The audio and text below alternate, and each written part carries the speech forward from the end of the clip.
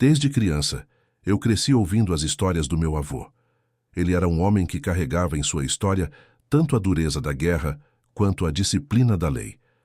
Depois da Guerra da Coreia, trabalhou como policial em Leach, no Texas, e teve a honra e também o peso de ser o primeiro hispânico aceito no serviço civil daquela região. Na época, isso não era apenas um trabalho, mas um marco histórico, um rompimento de barreiras que o transformou em exemplo para muitos que viriam depois.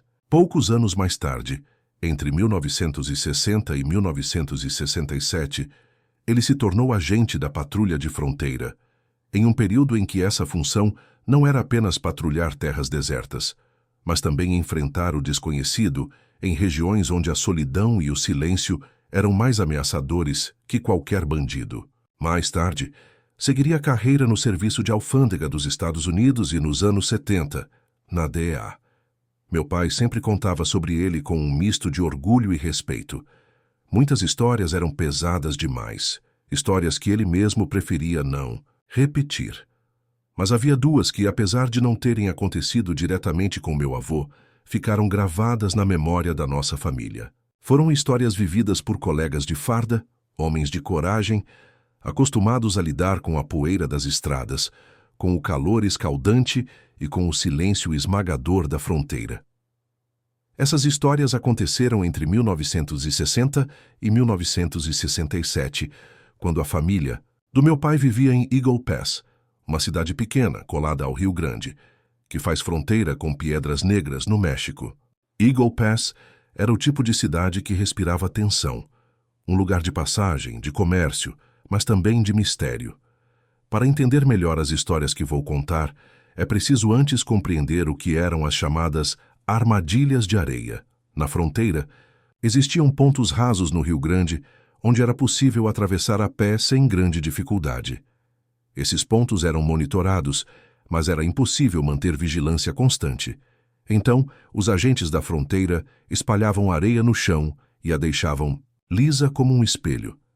Na manhã seguinte verificavam se havia pegadas. Ali, naquelas marcas, estava a prova de quem havia atravessado, quantos eram e até o tamanho de seus passos. Era uma técnica rudimentar, mas revelava muito. Porém, essas armadilhas também carregavam algo mais: o peso do desconhecido. Lugares onde a noite parecia se estender mais do que o normal, onde o vento não soprava e onde até os animais pareciam evitar. O primeiro relato vem de um colega do meu avô, conhecido apenas como Sr. L. Era um homem alto, de cabeça raspada, forte, do tipo que não se impressionava com nada. Um homem que olhava para qualquer um com um ar de desafio. Se alguém falasse de fantasmas, ele ria. Se comentassem sobre lugares assombrados, ele fazia piada. Pois foi justamente esse homem, descrente e orgulhoso, que viveu uma das experiências mais perturbadoras que se pode imaginar. O posto ficava em Del Rio, uma região afastada, onde os agentes precisavam atravessar quilômetros de portões de fazenda e estradas de terra até chegar à beira do rio. A fama daquele ponto era ruim. Diziam que era amaldiçoado, que havia algo de errado com a atmosfera, como se fosse um pedaço de terra recusado até pelos vivos. Nenhum agente gostava de ficar lá à noite, mas o Sr. L., querendo provar sua valentia, pediu a missão.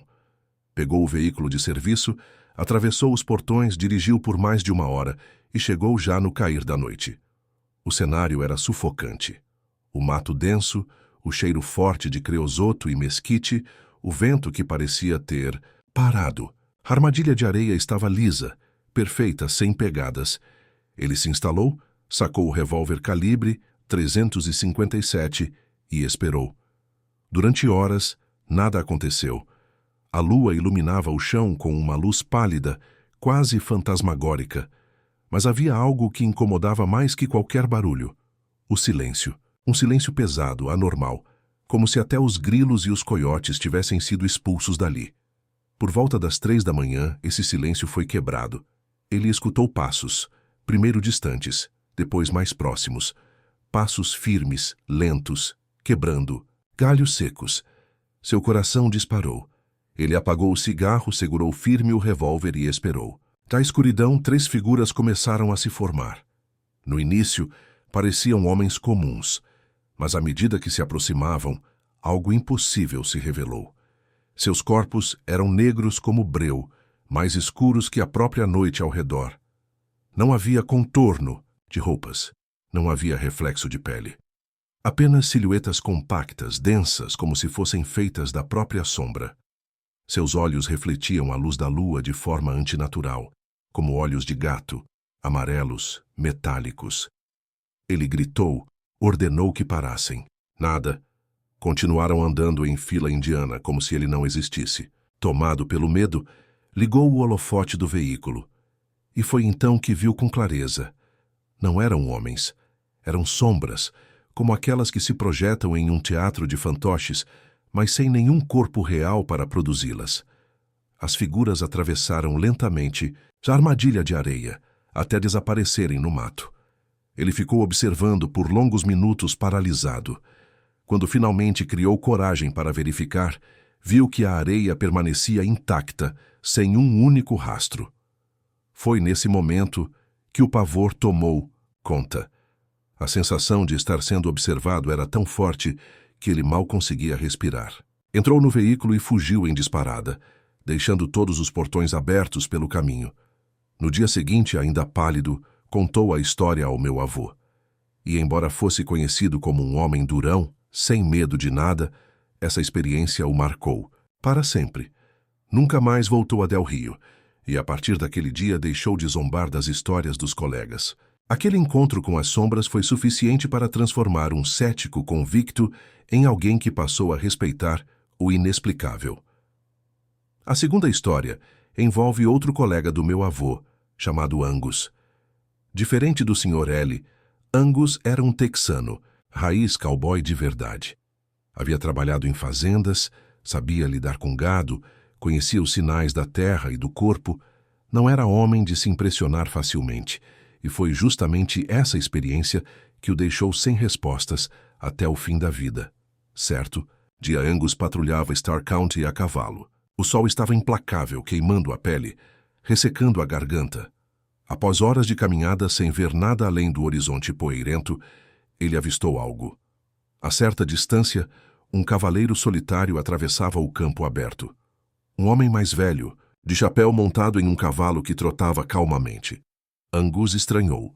Não deveria haver ninguém ali.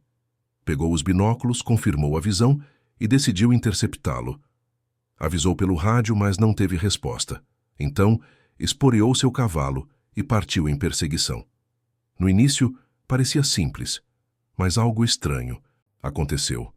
A cada curva, a cada colina, a figura parecia estar mais distante do que antes. Angus forçou seu cavalo ao limite, sentiu o suor escorrendo, o coração do animal batendo forte, os músculos se contraindo de exaustão. Mas o homem, à frente, continuava inalcançável. Cada vez que desaparecia atrás de uma curva, ressurgia ainda mais longe, como se estivesse brincando com ele. Após longos minutos de perseguição, a figura sumiu de vez.